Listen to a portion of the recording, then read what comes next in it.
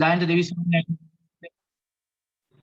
ඔබ වහන්සේ ස්තුති කරනවා මේ දවස නිසා. අපි යාචනා කරනවා ඔබගේ වචනේ අපි ඉගෙන ගන්න අතර අපිට ප්‍රඥාව තේරුම් ගන්න පුළුවන් හැකියාව සුද්ධාත්මනේ අපිට දෙමින් අපව ආලේප කරමින් ඔබ වහන්සේ අපිට උපකාර කරනවා. ජේසුස් වහන්සේගේ නාමයෙන්. ආමෙන්. right. ඔබට ඉගෙනනවා පළවෙනි පරිච්ඡේදය සිට 6 වෙනි පරිච්ඡේදය දක්වා ඉතා සාර්ථකව ප්‍රශ්න නම් තියෙන්නේ ඇති සමහරක් අය ඇහුවා සමහරක් ඇහුවේ නෑ. අපි දැන් බලන්න යන අද 7 වෙනි පරිච්ඡේදය ඉඳලා තමයි බලන්න තියෙන්නේ. දැන් 7 වෙනි පරිච්ඡේදයේ පටන් ගන්නකොට කිසි මුද්‍රා කැඩිල්ලක් නැහැ. ඔබ දන්නවා දැන් අපි 6 වෙනි පරිච්ඡේදයේ අන්තිමට ඉවර කරද්දී ඒකේ මුද්‍රා 6ක් කඩලා ඉවරයි. තාම 7 වෙනි එක කැඩුවේ නැහැ. ජේසුස්වහන්සේගේ අතේ තිබිච්ච මුද්‍රා 7 මතකනේ. ඔය එක එක කඩද්දී එක එක උදාහසයන් දෙවියන් වහන්සේ ගෙනවා අපි වැළුවා ගිය සතියේ. දැන් වෙන්න යන්නේ 7 වෙනි මුද්‍රාව. හැබැයි 7 වෙනි මුද්‍රාව කඩන්න ඉස්සෙල්ලා 7 වෙනි පරිච්ඡේදයේ තියෙනවා කතාවක්. ඒකේ මුද්‍රා කැඩිල්ලක් නැහැ. ආයේ මුද්‍රා කඩන්නේ 8 වෙනි පරිච්ඡේදයේ පළවෙනි පදේ. හරි 7 ඇවිල්ලා සමහර බයිබල් විශාරදින් කියනවා මේක පිළිවෙලකට නැහැලු මේක තිරේ පිටිපස්සේ වෙච්ච සිදුවීමක් පිළිවෙලකට නැහැලු. දැන් අපි කියමු පිළිවෙලකට තිබුණා කියලා 6 වෙනි පරිච්ඡේදය දක්වා 7 වෙනි පරිච්ඡේදයේ පිළිවෙලට නෙමෙයි. ඒගොල්ලන් මේකට ඇතුල් කරලා තිනවා. අපි කතාවක් කියන්නේ තිරේ පිටිපස්සේ කියලා. මේක තිරේ පිටිපස්සේ අදහස සමහරක් බයිබල් විශාරදින් කියනවා 7:1 බයිබලයේ කිව්වොත් ඔබට හම්බ වෙනවා මෙහෙම පදයක්. ඒ නිසා මේකත් පිළිවෙලට තියෙනවා කියලා කියනවා. 7:1 කියනවා එදිරව් ඉන්පසු කියන්නේ 6 වෙනි පරිච්ඡේදයේ සිදුවීම් වලින් පස්සේ. ඒකයි 7:1 පටන් ගන්න ඉන්පසු. හරි? ඉතින් ඔතන මත දෙකක් තර්ක දෙකක් තියෙනවා. කියනවා 7 වෙනි පරිච්ඡේදයේ පළවෙනි පදය ආයේ ඉන්පසු ගොඩටවත් මුහුදටවත් කිසි ගහකටවත් කුලඟ නොවදින පිණිස දේවදූතයන් 4 දෙනෙක් පොළවේ 4 දිග සුළඟ අල්ලාගෙන පොළව 4 කොනේ සිටිනවා දුටිමි. මොකද මේ දැක්ක දර්ශනේ ඊළඟට දැන් මෙතන මුද්‍රා කැඩිල්ලක් නැහැ. ඒකයි මම කිව්වේ තිරේ පිටිපස්සේ දෙයක් විය හැක කියලා. කියනවා ගොඩට ඒ කියන්නේ පොළවේ 4 කොනෙන් දේවදූතයෝ 4 දෙනෙක් හුළඟ නොවදින පිණිස ගොඩට මුහුදට කිසි හුළඟක් නොවදින පිණිස දේවදූතයෝ 4 දෙනෙක් 4 දිග සුළඟ අල්ලාගෙන පොළව 4 කොනේ සිටිනවා දුටිමි. පොළවේ 4 කොනෙන් දේවදූතයෝ 4 දෙනෙක් මේ සුළඟ එන්න දෙන්නේ නැතුව සුළඟ කියන එක මේකේ අපේ පටන් ගත්තා යන බෙල්ලෙන්. ජෂා මියුට් කරන්න පුළුවන්ද අනිත් අයව? හරි. කියලා කියන්නේ මේ සුළඟ කියන්නේ ඒක තව උදාහසක්. දෙයන්සේගේ තව විනිශ්චයක්. හරි දෙයන්සේගේ තව උදාහසේ වැගිරීමට. මේ 4 දෙනා මේ සුළඟ මෙහෙම 4 පැත්තෙන් අල්ලන් ඉන්නකොටම මේක එන්න නොදී අල්ලන් ඉන්න හදනකොටම දෙවනි පදේ කියනවා තවත් දේවදූතයෙක් ජීවමාන දෙවියන් වහන්සේගෙන් මුද්‍රාව රැගෙන නැගෙනහිර දිශාවෙන් නගිනවා දුටිමි. මුහුද ගොඩටත් මුහුදටත් අනතුරු කරන්ට බලේලා දේවදූතයන් 4 දෙනාට මහත් ශබ්දයකින් හඬගසා අපේ දෙවියන් වහන්සේගේ මිහිකරුවන්ගේ නළල් වල මුද්‍රා තබනතුරු ගොඩටත් මුහුදටත් ගස්වලටත් අනතුරු නොකරලයි කීය. අර පේනවා මේ දේවදූතය අර 4 දෙනාට වඩා බලවත්. මොකද මේ 4 දෙනා ලෑස්ති වෙන්නකොට දෙවියන් වහන්සේගේ විනිශ්චය උදාස එවන්න තව දේවදූතෙක් ස්වර්ගෙ ඉඳලා කියනවා එපා ඔය කුලින්ග 4 ඉන්න එක අතරින්ද දැම්ම ඔය උදාස ඔය දඬුවම එවන්න එපා ඊට ඉස්සෙල්ලා තව වැඩක් කෙරෙන්න තියෙනවා.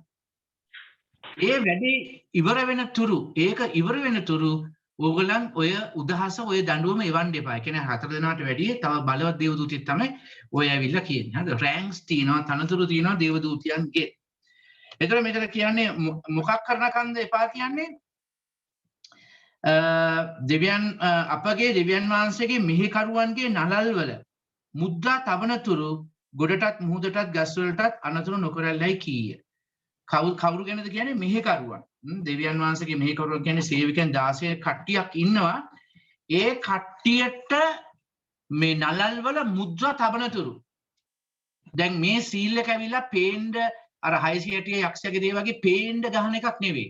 මේ මුද්‍රාව අර හරියට එපිස් එකේ කියන්නේ අභිව සුද්ධාත්මනාංශය තුල මුද්‍රා කරලා තියෙනවා කියලා. අන්න ඒ වගේ දෙවියන් වහන්සේ විසින් තබන ලද මුද්‍රාව. දෙවියන් වහන්සේ විසින් තෝරගත්ත අයට තබන ලද මුද්‍රාවක්. හරිද? දැන් අපිට මේකේ තව චුට්ටක් බැලුවොත් පේනවා ඔබට පැහැදිලි ලෙස මේගොල්ලන් කවුද කියලා චූට්ටක් තව පල්ලයට පදයක් කියවුවම ඔබට විස්තර කරන්න මොකද ගොඩාක් සභාවල ගොඩාක් ඉගෙනවිලි තියෙනවා එක එක සභාවල මේ සේවකයෝ මෙහෙ කරුවන් කවුද කියලා. අපි ඒක හොඳට හදාගන්න ඕනේ. හතරවෙනි පදේ කියනවා තවද මුද්‍රා කරනු ලැබුවන්ගේ ගණන ඇසිමි. හරිද? දැන් යොහන්ට ඇහෙනවා මුද්‍රා කරලා තියෙන අයගේ ගාන කී දෙනෙක්ව මුද්‍රා කරලා තියෙනවද ඒගොල්ලන්ගේ නළල් වල. ඊට පස්සේ කියනවා ඊශ්‍රායල් පුත්‍රයන්ගේ සියලු ගෝත්‍ර වලින් මුද්‍රා කරනු ලැබූ අය 1,44,000ක් තමයි මුද්‍රා කරලා තියෙන්නේ. දැන් මතක තියාගන්න මේක පැහැදිලි කාගේ ගෝත් මේ කට්ටියකින්ද ඊශ්‍රායල්. දැන් ඊශ්‍රායල් කියලා දාපුවම මේ ස්ථාන ඒක ඊශ්‍රායල්. ඒක වෙන සභාවේ කිසිම නිකායකට කියන්න බෑ ඔය කතා කරන්නේ අපේ නිකාය ගැන, අපේ සභාව ගැන, අපේ සංවිධානය ගැන. මොකද මෙතන කියනවා ඊශ්‍රායල් ගෝත්‍රය. ඊශ්‍රායලයේ විතරයි ගෝත්‍ර හිටියේ. ගෝත්‍ර 12 කියලා යාකෝබ්ගේ පුතු ටික. හරිද?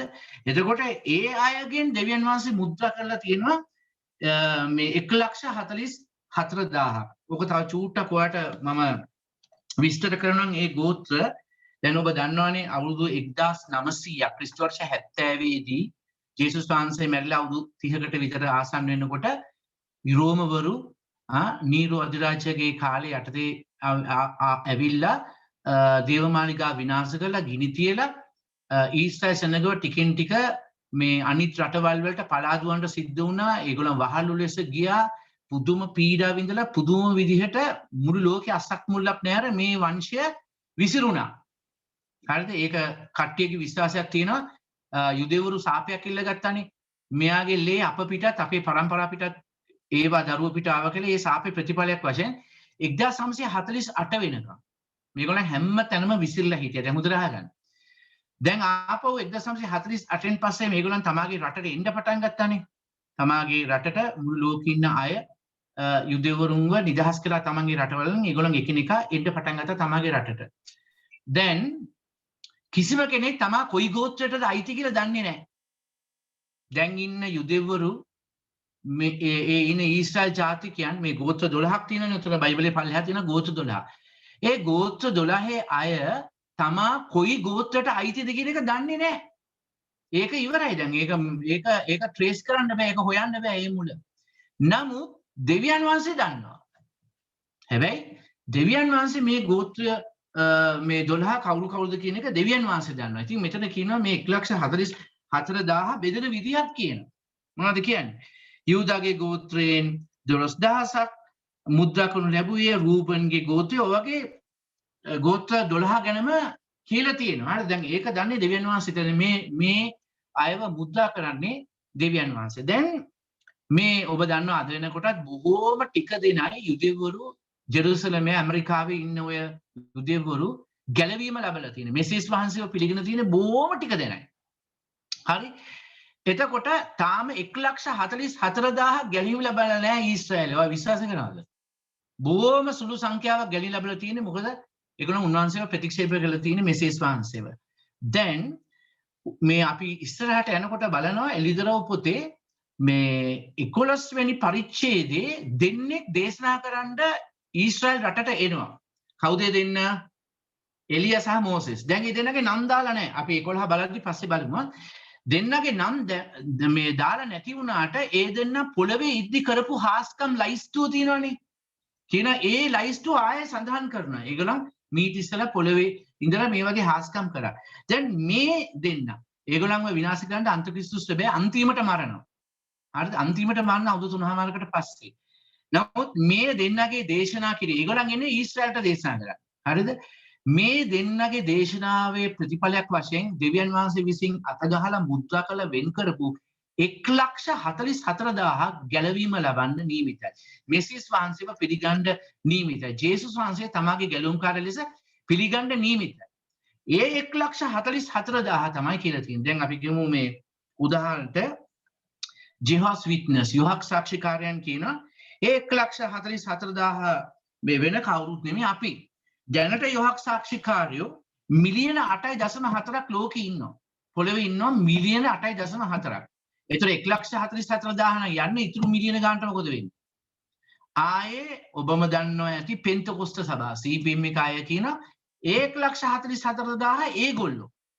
තව සභාවල් කියනවා එක එක සභා කියන 1,40,000 ඒ සුද්ධවන්තයෝ අපි. නමුත් මතක තියාගන්න කිසි තර්කයකට අහු වෙන්න එපා. බයිබලයේ ඕනට වැඩිය පැහැදිලි වැඩි ඊශ්‍රායල් ජාතියෙන් ගෝත්‍ර 12ක් කියලා දාලා ගෝත්‍ර 12 නමුත් දාලා එක ගෝත්‍රකින් 12000 ගානේ දාලා තියෙනවා. ඒ නිසා පැහැදිලි වැඩි ඕනට වැඩි පැහැදිලි වැඩි මේක ඊශ්‍රායල් වරුන් ගැන කියනවා මිසක් වෙන කිසිම සංවිධානයක් සභාවක් ගැන නෙවෙයි. ඒකට විතරක් අහු වෙලා රැවටෙන්න එපා. ඔබ පස්සේදී මේවා ඔබට ආරංචි වෙන්න පුළුවන්. හරි. දැන් අපි මොනවද කියන්නේ මේ ගෝත්‍ර 12ට චුට්ටක් විතර යමු ඇතුල් වෙමු. 7 5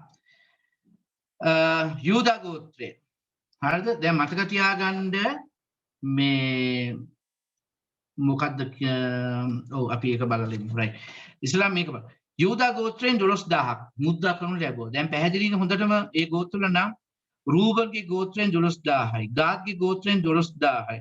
ආෂර්ගේ ගෝත්‍රයෙන් 12000යි. නප්තලිගෙන් 12000යි. මනස්සගෙන් 12000යි. සිමියොන්ගෙන් 12000යි. ලෙවිගෙන් 12000යි. ඉස්කාරෙත්ගෙන් 12000යි. සාබුලොන්ගෙන් 12000යි. හරිද? යෝසෙෆ්ගෙන් 12000යි සහ බෙන්ජමින්ගෙන් 12000යි. 1,44,000ක්.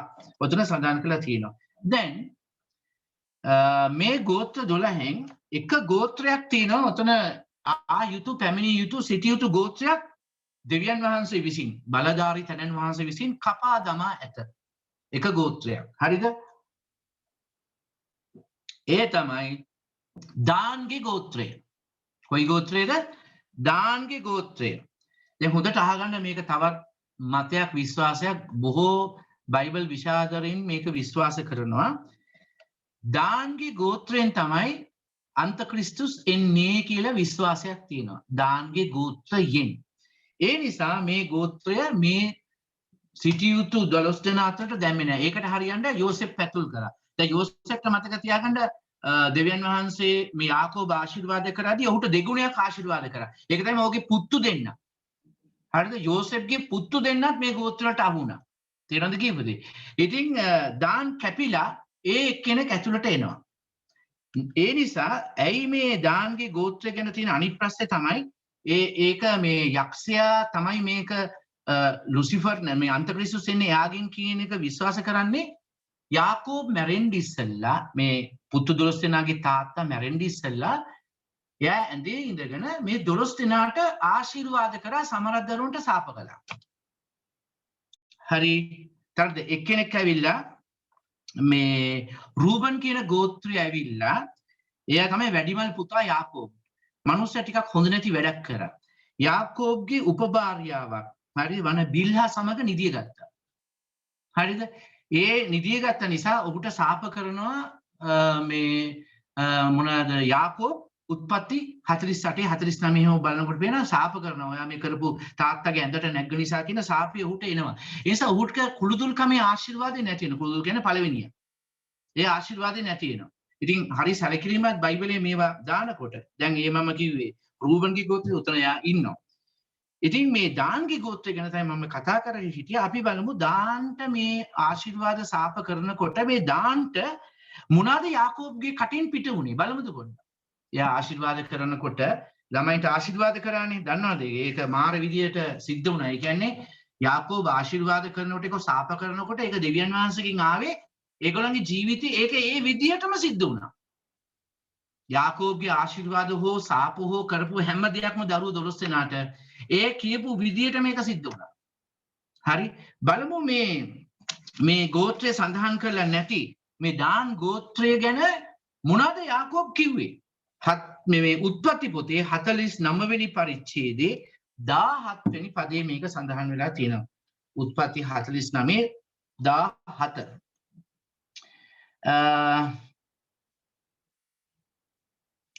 දාන් අශ්වයා පිට නැගී යන අය පස්සට වැටෙන ලෙස අශ්වයාගේ විලුඹු වලට දෂ්ට කරන්නා වූ මාර්ගයේ සිටින සර්පයෙක් වන්නේය. මාවත සිටට පොළගෙක් වන්නේය. දැන් මේක නිසා මෙහු සර්පයෙක් වන්නේ දෂ්ට කරනවා කියලා කියපු නිසා ගොඩක් අය විශ්වාස කරනවා ඔහු තුලින් තමයි ඒ ගෝත්‍රය තුලින් තමයි අන්ත ක්‍රිස්තුස් එන්නේ යන්නේ. දැන් ඕක මතයක් විතරයි. අපි දන්නේ 100%ක් මට කියන්න බෑ ඒක ඇත්තද කියලා. ඒ නිසා ඒ ගෝත්‍රය උතරින් අයින් කරා කියලා කියනවා. තව හේතුවක් තියෙනවා.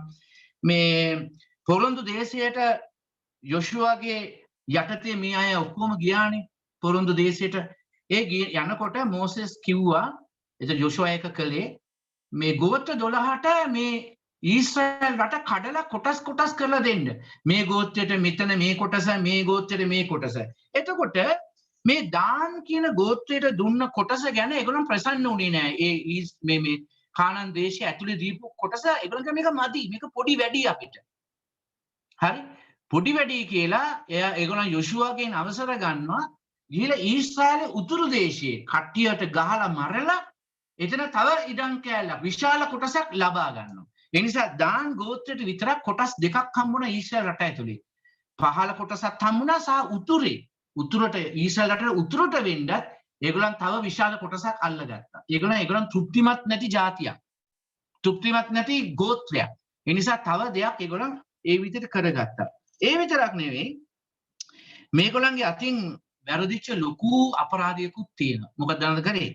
මේගොල්ලන් උතුරේ පැත්තේ ඒගොල්ලන් හිටපු පහත ප්‍රදේශයේ ඒගොල්ලන් මේ රූප හරිද? රූප නමස්කාර කරන්න පුළුවන් රූප හදලා දෙවියන් වහන්සේගේ පූජකවරු වන ලෙවිවරුන්ව මේ රූප වලට මේ දෙවිවරුන්ට සේවය කරන්න හයර් එකට මේ සල්ලි දීලා මේ පූජකවරුන්ව ගත්තා.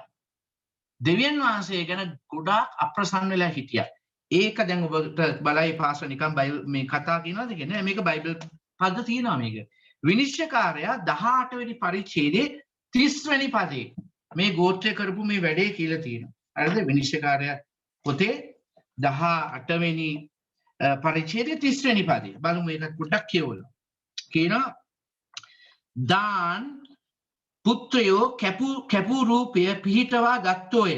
මෝසෙස්ගේ පුත්‍රයා වන ගේර්ෂෝම්ගේ පුත්‍රෝ යොනතාන්ගේ ඔහුගේ පුත්‍රයෝද රටවැසියන්ද බාලට ගිය දවස දක්වා දාන් ගෝත්‍රයට පූජකයෝ වූෝය.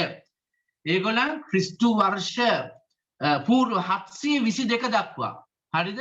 මේ රූප හදලා දෙවියන් වහන්සේගේ දරුවන් පූජකවරුන්ව 6කට ගත්තා ඒක සේවය කරා. මේ රූප නමස්කාරය නිසා දෙවියන් වහන්සේ ඒගොල්ලන්ව මේ ගෝත්‍ර 12 ආශිර්වාද එළිදර පොතෙන් ගැලෙවුවා කියලා මතයකුත් තියෙනවා. හරිද? ඕක තමයි ඕකේ තියෙන මත දෙක. අරක වෙන්නත් පුළුවන් අන්ත ක්‍රිස්තුස් වෙනවයි කියලා විශ්වාස කරනවා. සමහරක් අය තදට විශ්වාස කරනවා ඒක. අර සර්පයාගේ කතාව නිසා. හරි? රූප නමස්කාරයට ගිය නිසා දෙවියන් වහන්සේ ද්වේෂ කරන එකක් නේ. ඒ නිසාත් මේක වුණා වෙන්නත් පුළුවන් කියලා කියනවා. හරිද? හරි. දැන් බලමු මේ ගෝත්‍ර 12 කතාව ඉවර වෙනවා 8 වෙනි පදෙන්. දැන් අපි බලන්න යනවා 9 වෙනි පදේ. 7-9.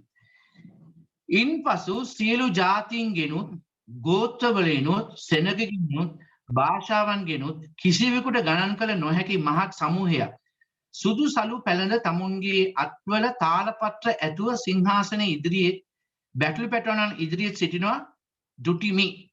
දැන් හදිස්සියේ දර්ශන ඉන්පසු අරකට පස්සේ ඉන්පසු සියලු ජාතීන් සියලු ගෝත්‍ර සෙනගකින් භාෂාවෙන් කිසිවට ගණන් කරන්න බැරි මහත් සමූහයක් සුදු වස්ත්‍ර පැළඳ තමුන්ගේ අත්වල තාලපත්‍ර ඇතුව සිංහාසනයේ ඉදිරියේ බැටළු පැටවන ඉදිරියේ සිටින දුටිමි. එකපාරට දකින්න දර්ශනයක් මාර කට්ටියක් ඉන්නවා. කාටවත් ගණන් කරන්න බැරි සෙනගක් ඉන්නවා. හරිද?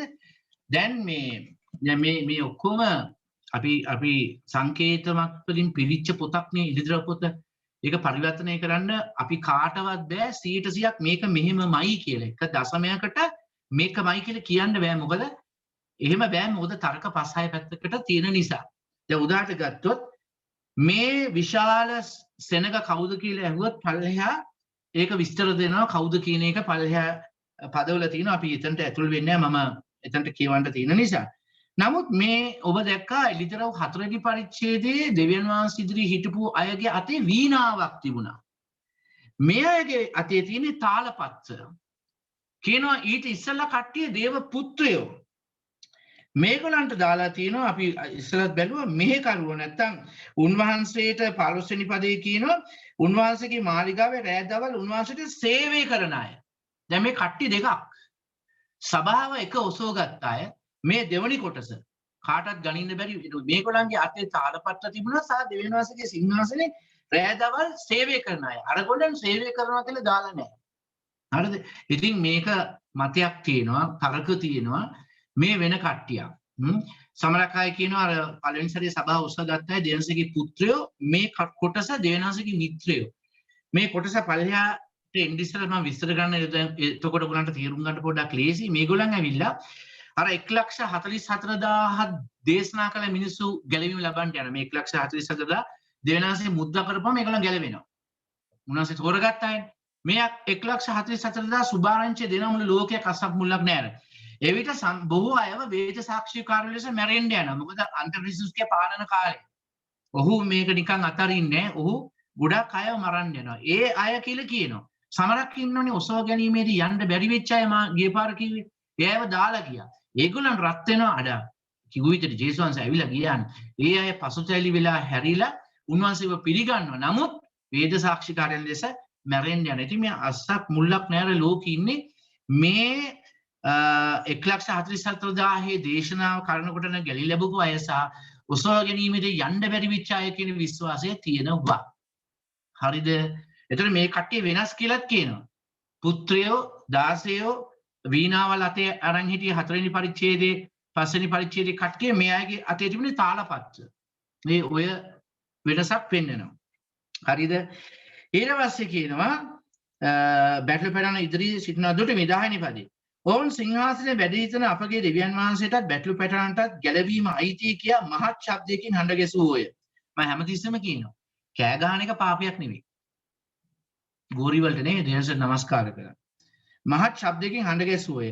සියලු දේවදූතයෝද සිංහාසනයේද වැඩිමහල්වෝද ජීවමාන සත්වයන් 4 දෙනාද වට කර සිටි සිංහාසනයේ ඉදිරියේ මුහුණින් වැටි දෙවියන් වහන්සේට නමස්කාර කරමින් ආමෙන්ද ආමෙන් ප්‍රශංසාවද තේජසද ප්‍රඥාවද ස්තුතියද ගෞරවයද බලයද පරාක්‍රමයද සදාකාලටම අපේ දෙවියන් වහන්සේට වේවයි ආමෙන් යයි කීවෝයි. එක් කට්ටියක් නමස්කාර කරද්දී අනිත් අය ජොයින් වෙනවා එකතු වෙනවා. නමස්කාර පිට නමස්කාරේ දෙනවා බැටළු පැටවනන්ටත් දෙවියන් වහන්සේට. මතක තියාගන්න මම කිව්වා ඔබට එළිදරව් 6න් පස්සේ අපි ජේසුස් වහන්සේ දකින්නේ බැටළු පැටවානන් ලෙස.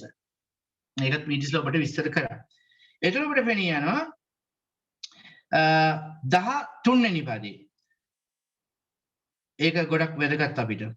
එවිට වැඩිමහල්ලන්ගෙන් එක්කෙනෙක් මට කතා කොට මට කියන්නේ යොහන්ට කතා කොට සුදු සලු පැලඳ සිටින මූන් කවුරුන්ද?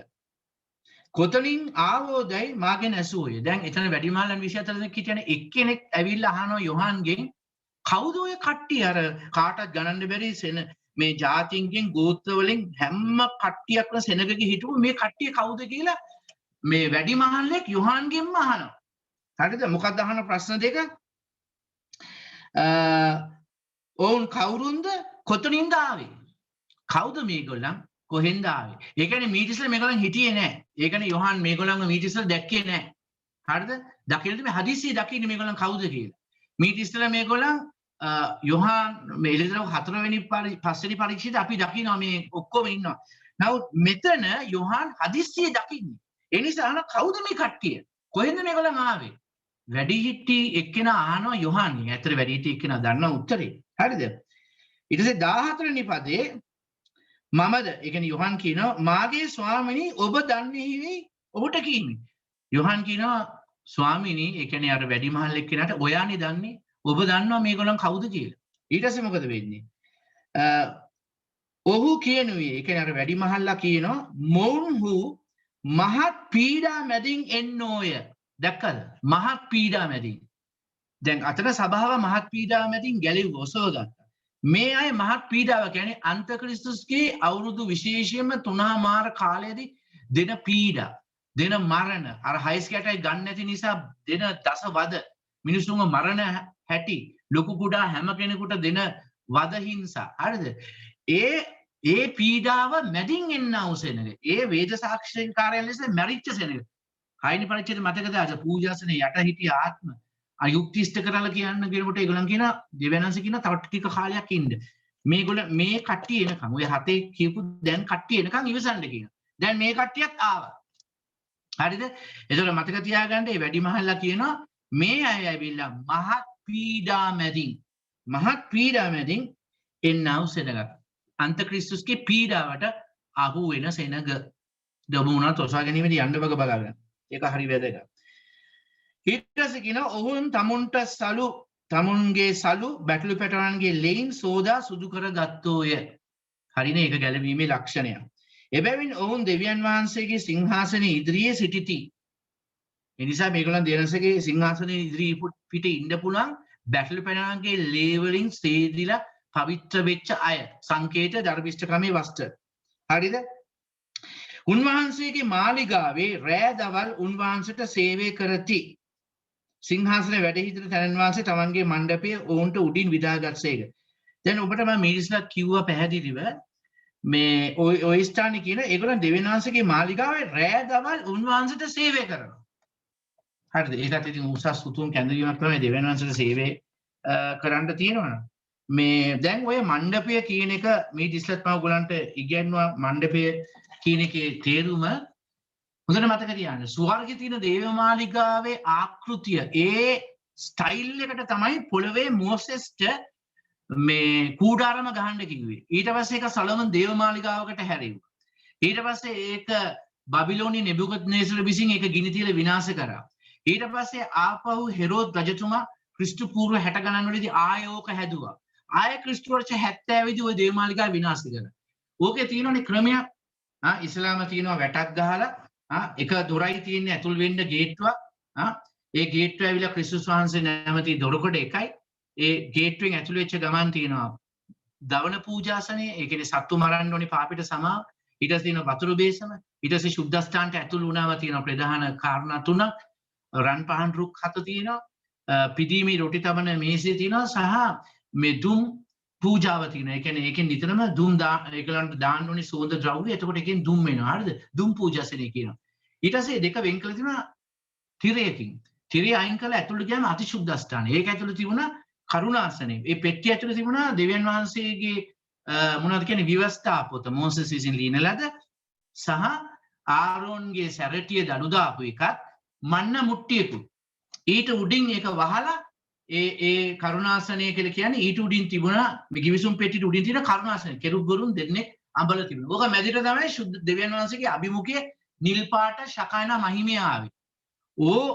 ඔය ආකෘතිය පොළවේ හදන්න ඉස්සර ඔක එහෙම්මම තියෙන ස්වර්ගය. ඒක තමයි පල්ලෙහා හදන්න කිව්වේ. හරිද?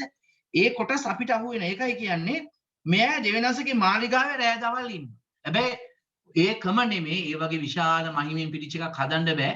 යම් ආකෘතියක්. ඒ ක්‍රමයට තමයි මොසෙස්ට හදන්න කිව්වේ. එනිසා ස්වර්ගයේ මේ හා සමාන එකක් තියෙන බව පැහැදිලිව අපි බයිබල් පද කීපයක්ම දැක්කා.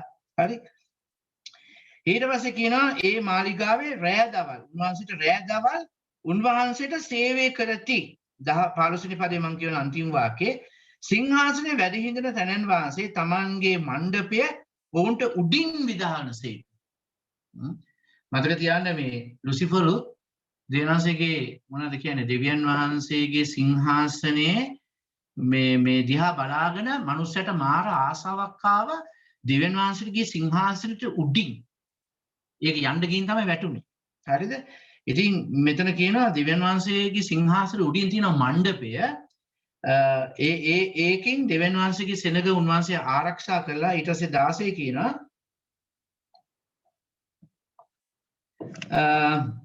මණ්ඩපය උන්ට උඩින් විදහානසේක 16 මේ අර පීඩාව දුක තුලින් ගිය අයට කියන්නේ ඔවුන්ට තවත් බඩගිනි වන්නේවත් පිපාස වන්නේවත් නැත සූර්ය රශ්මියකින් කිසි රස්නයක්වත් ඔවුන්ට පහර දෙන්නේ නැත මක්නිසාද සිංහාසනයේ මැද සිටින බැටළු පැටවුණන් ඔවුන්ගේ එඬේරා වී ජීවන දිය උල්පත් වලට ඔවුන් ගෙන යනසේක දෙවියන් වහන්සේද ඔවුන්ගේ මේ ඇස් වලින් සියලු කඳුළු පිස දමනසේකයි කිව්වේ. මතක තියාගන්න මේ කට්ටිය බොහෝ පීඩා මැදින්නේ. අර වචනේ මතකනේ ඔබට මහා පීඩා මැදින් ආපු කට්ටිය දුක් විඳලා පුදුම විදියට. ඒ නිසා ඒගොල්ලන්ගේ දෙන්නසේ සනසන බව තමයි මෙතන පෙන්වන්නේ. මොකද කියන්නේ? ආයේ කවදාවත් බඩගිනි වෙන්නේ නැහැ. ඒ කියන්නේ මේ ඔක්කොම තුලින් ගිහින් තියෙනවා මේගොල්ලෝ. පිපාස වෙන්නේ නැහැ. හරිද? සූර්ය රශ්මිය ආයෙගොල්ලන්ට පහර ගහන්නේ නැහැ. ඒගොල්ලන්ට ඊට පස්සේ කියනවා මේ ඒගොල්ලන්ට ජීවන උල්පත් දෙවියන් වහන්සේ දීලා ඇස් වලින් කඳුළු පිහිනවා. මොනවද තව තියෙන්නේ ඒ ස්වර්ගයේ පොළවේ තියෙන ස්වර්ගයේ ඒව නැති. සෝන් ගෙවල් නැහැ ස්වර්ගයේ.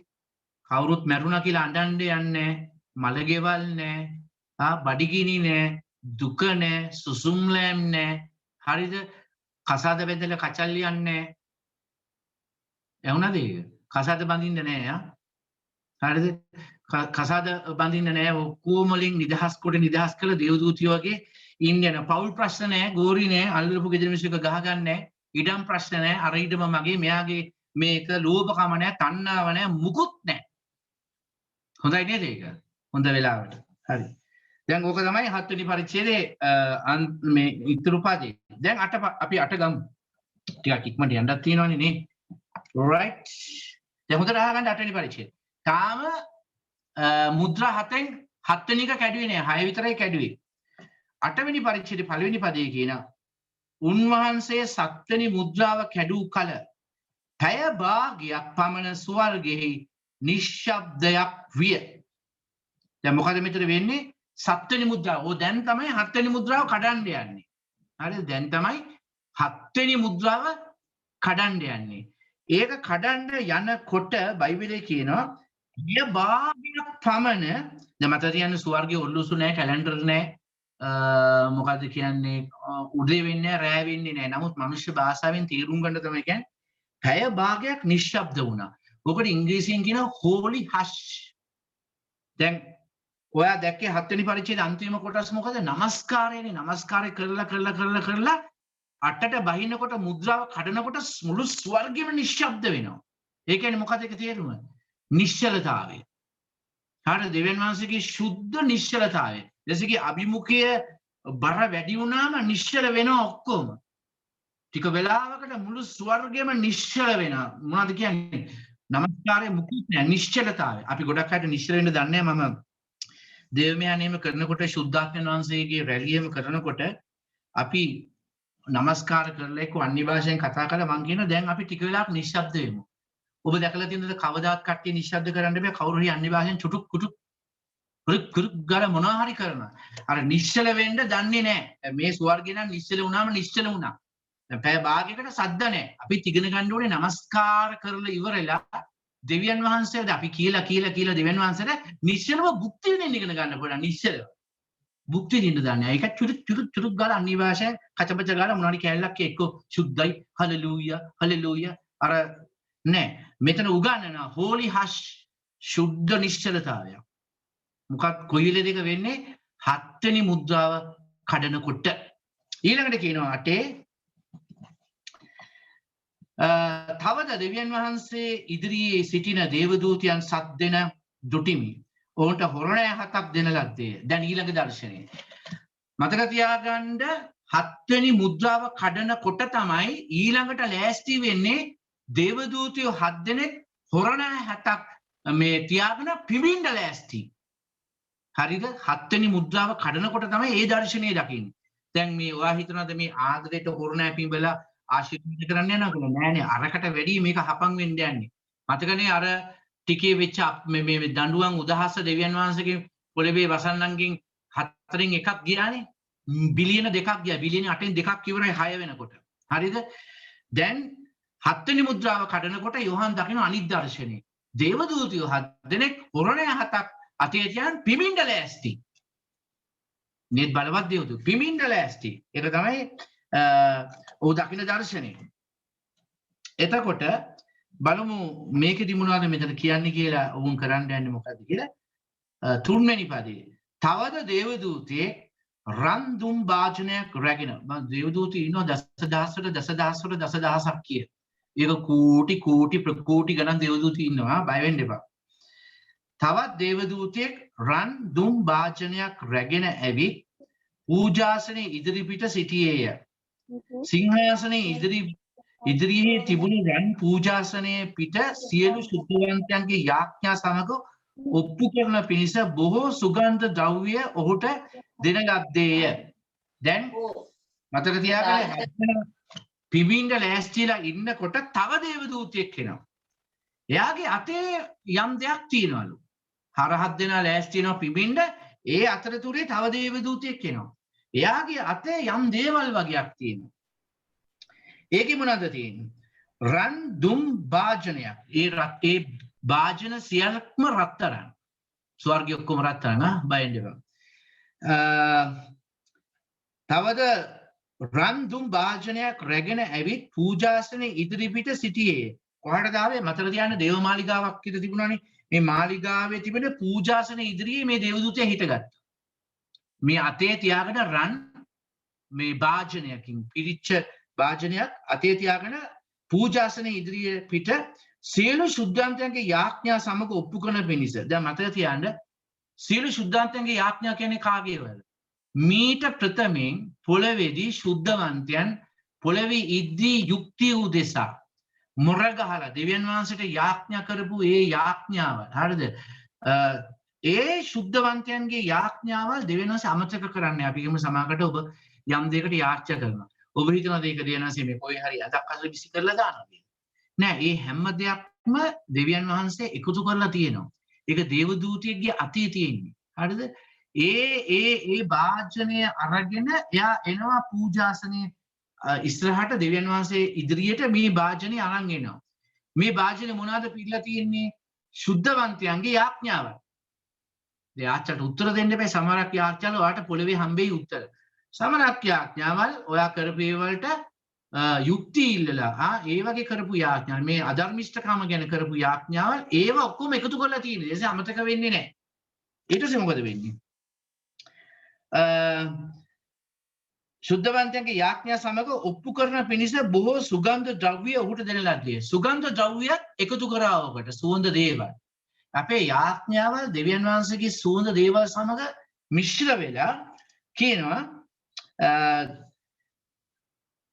සුගන්ධ ද්‍රව්‍ය ඔහුට දෙන ලද්දේ. සුගන්ධ ද්‍රව්‍යයේ දුම ශුද්ධවන්තයන්ගේ යාඥාව සමග දේවදූතයාගේ අතින් දෙවියන් වහන්සේ ඉදිරියට නැග්ගේ.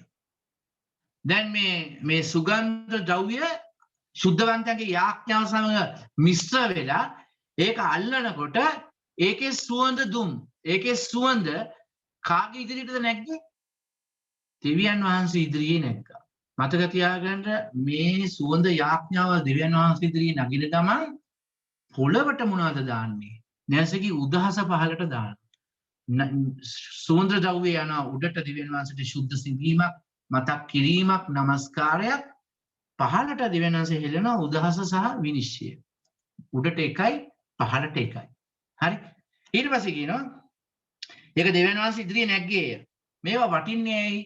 ඔබට මතක නැති නෝවා ජලගැලීමෙන් පස්සේ ඔහු අර පිළිසිඳු සත්තු ඔහු මරලා නෝවගේ අතින් පූජාවල් ඔප්පු කරනකොට ඒ පුච්චනකොට බයිබලයේ කියනවා ඒ දුම ඒ සුවඳ දෙවියන් වහන්සේ සිඹ තමාගේ හදවත තුල කතා කරලු මම ආයේ පොළව විනිශ්චය කරන්නේ නැහැ මේ ජල ගැලීමෙන්. ඒ සුවඳ ඒ නෝවගේ ධර්මිෂ්ඨකාමයේ අතින් පූජා කරපු සුවඳ ඒ පූජාව දෙවියන් වහන්සේ සිඹ හිත තුල කතා කරා. මේකත් ඒ වගේ දෙයක් තමයි. මේ අයගේ යාඥාව සුවඳ දේ දෙවියන් වහන්සේ සිඹ යම් දෙයක් කරනවා ඒ ගැන බලමු මොකද වෙන්නේ කියලා. දේවදූතයා දුම් භාජනයේ රැගෙන පූජාසනයේ ගින්නෙන් දැක්කද පූජාසනයක් ස්වර්ගයේ තියෙනවා. පූජාසනයේ යට ආත්ම තියෙනවා. හය බැලුවා. මං කිව්වා දේවමාලිගාවක් ස්වර්ගෙත් තියෙනවා. පොළවේ ආකෘතිය අනුව තමයි හැදුවේ. කියන පූජාසනයෙන් ගින්නෙන් ඒක පුරවා. මතක තියාගන්න තියෙන්නේ මොකද්ද? ශුද්ධවන්තයන්ගේ යාඥාව සුවඳ ද්‍රව්‍ය සහ පූජාසනයෙන් ගත්ත ගිනි අඟුරු. මේක අරගෙන අර භාජනයට දානවා. දුම් පූජ රැගෙන පූජාසනයේ ගින්නෙන් ඒක පුරවා පොළවට හෙළුවේ. ඒක පොළවට හෙළුවේ. එවිට ගර්ජනාද. බලන්න මේ යාඥාවේ බලය. ගර්ජනාද, ශබ්දද, විදුලිද, පොළොව කම්පාවක්ද විය. හරිද? ඒක දේශකී උදහසක්. දේශකී කියන රයිට්. මම මේ යාඥාල ඔක්කොම මතකයි. වෙලාවක් එනවා ඔබගේ යාඥාව දෙවියන් වහන්සේගේ උදහසක් බවට හැරිලා පොළවට ඒක වගුරුණා. ඒ දුම නැග්ගම දෙවියන් වහන්සේ ඉදිරියේ ඊට පස්සේ ඒක හෙලනවා. පොළවට හෙළුනාම ඒක ගර්ජන ශබ්දද පොළොව කම්පාද එවනේ කියන්නේ පොළොව කම්පා වෙලා ඒ දෙවියන් වහන්සේගේ උදහස ඒකේ ප්‍රතිඵලයක් වශයෙන් පොළොවට වැగిරෙනවා. හරිද? හොරණෑ 6 වෙනි පදේ හොරණෑ සත ඇතුව සිටිය දේවදූතයන් සබ්දෙනා පිමින පිණිස සූදානම් වුණේ. මේක දානත් එක්කම දැන් හොරණෑ 7 ලෑස්ති දේවදූතය 7 දෙනා පිමින්න. හරි right. දැන් මම උතරින් නතර කරලා මට යන්න පුළුවන් පහලට. නමුත් මම නතර කරනවා. ජොෂි මේ ඔක්කොම ටික අන්මියුට් කරන්න. ප්‍රශ්න තියෙනවා නම් මම උගන්වපු ටිකේ ඔබට අහන්න ටික වෙලාවක් දෙනවා.